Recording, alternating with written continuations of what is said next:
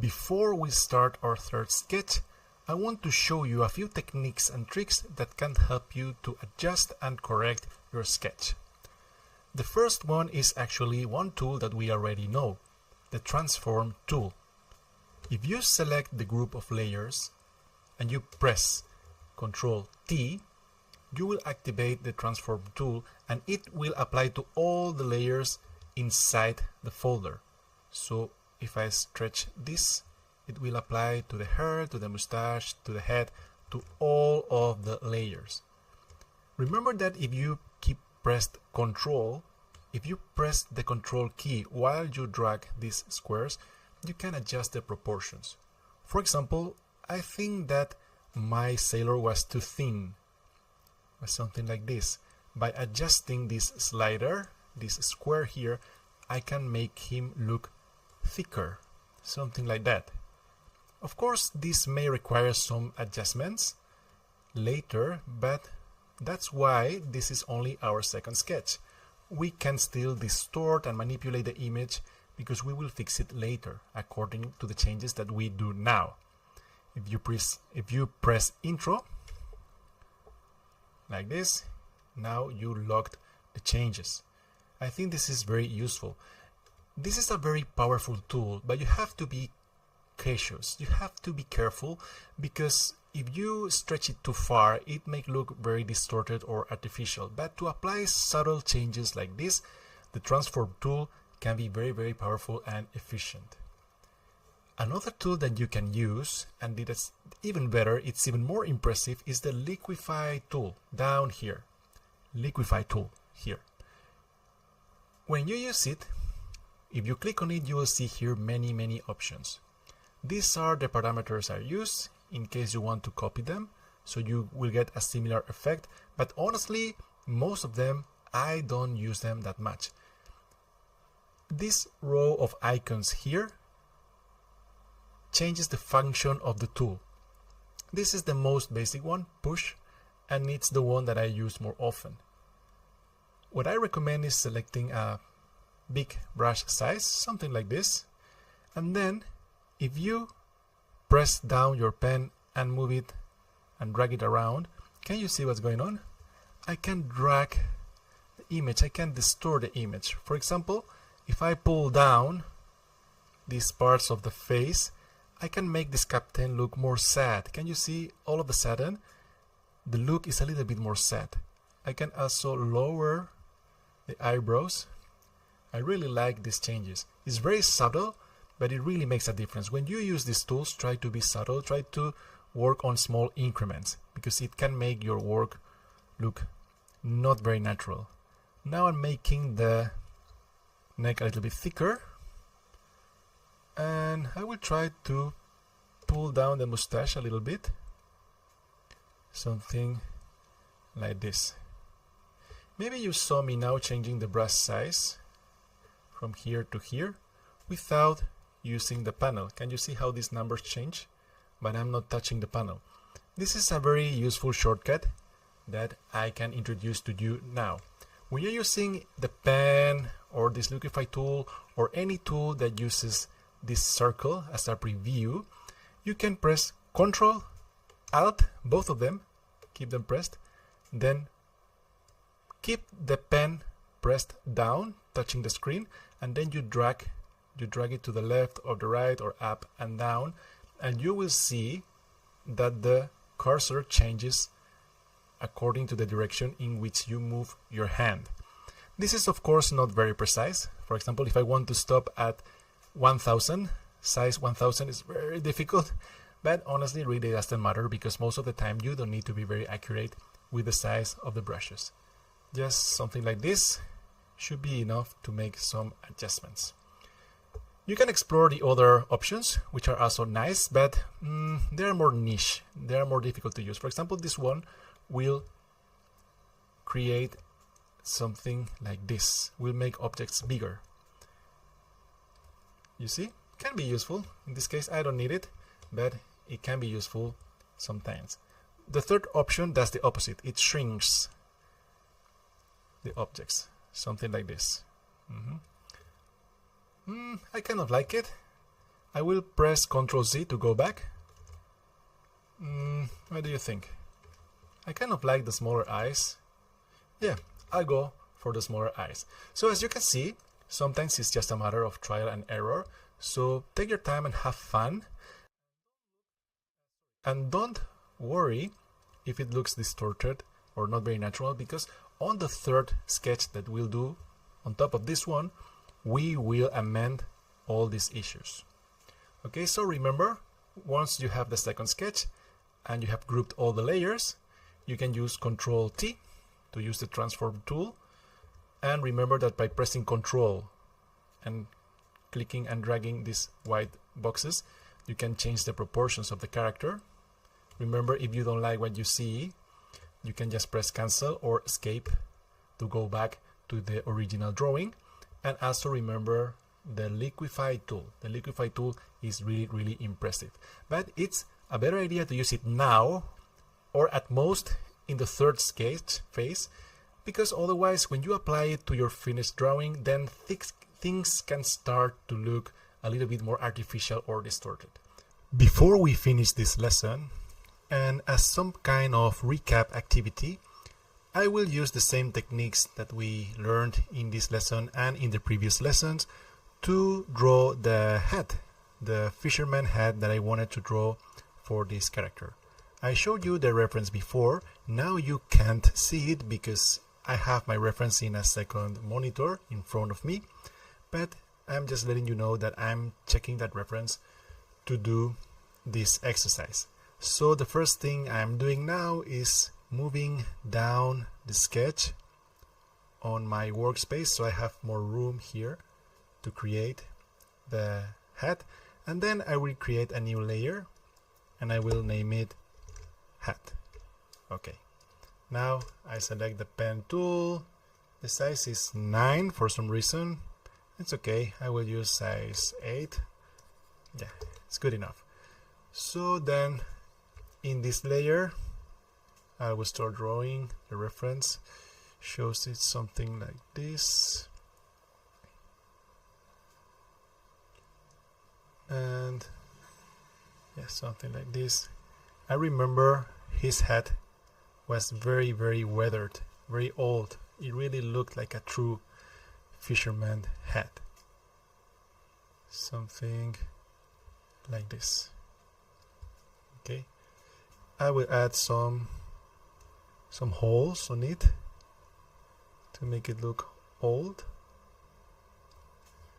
and I would use the transform tool to check if it would look better like this.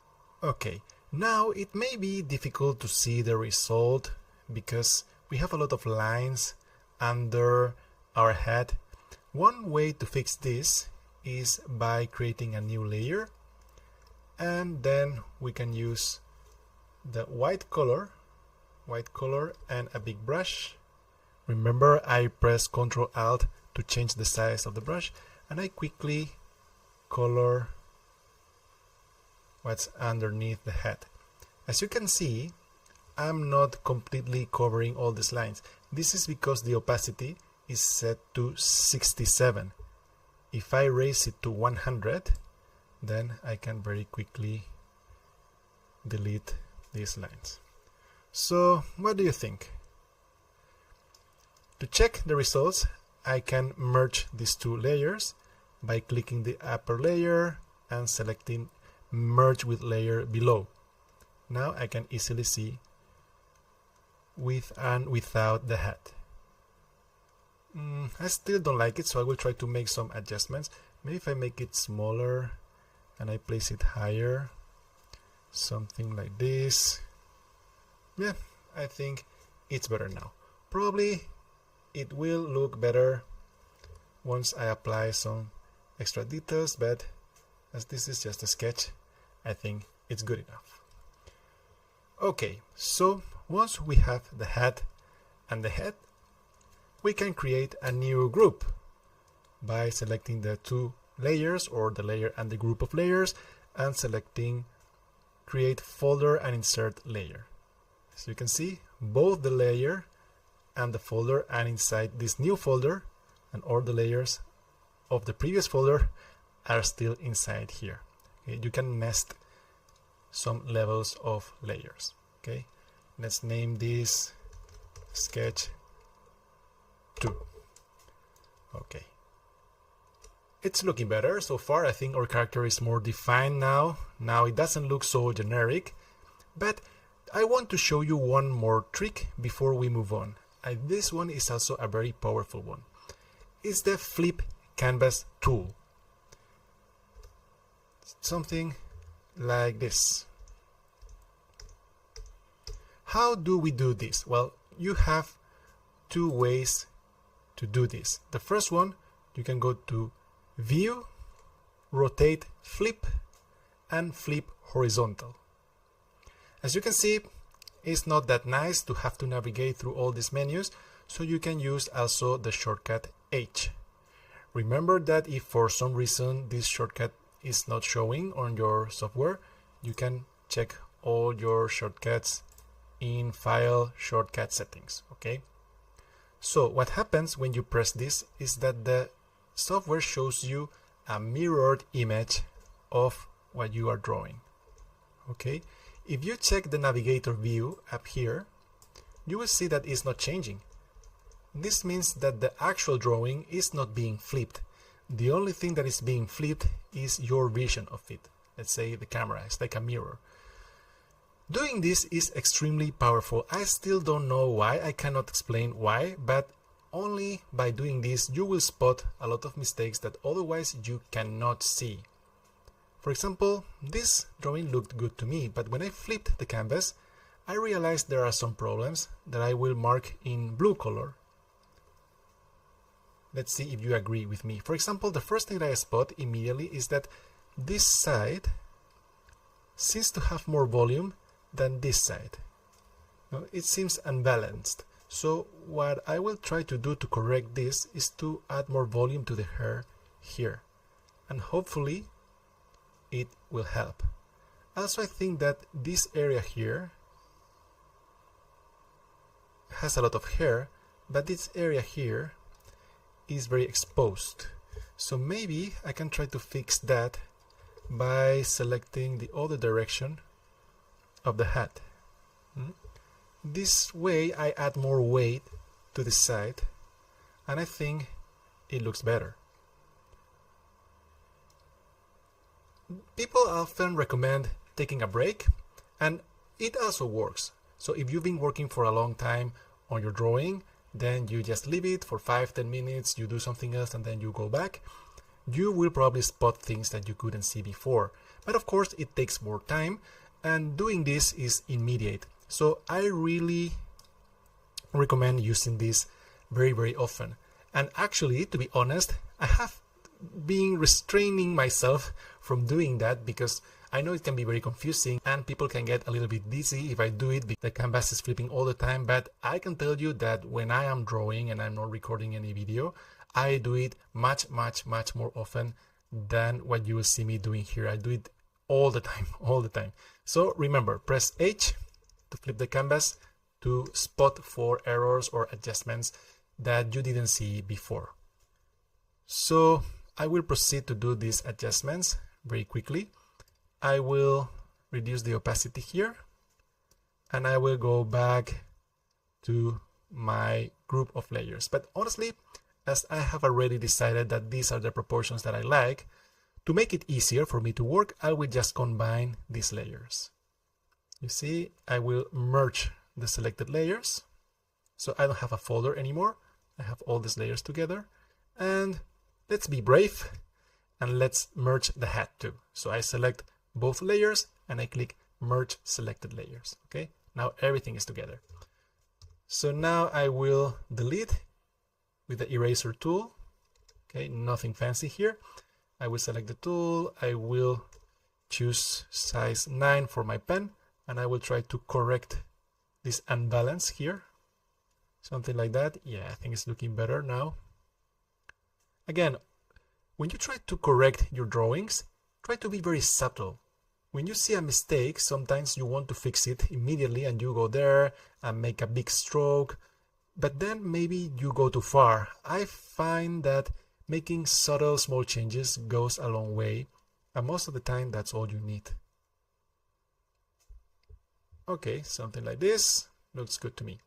Let's flip it again. Okay, something like this. So try to look for imbalances.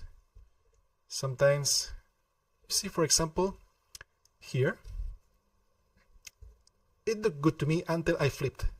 Then I realized that this angle is not the same as this one. So I will go more like this. Maybe now it's too much, something like this.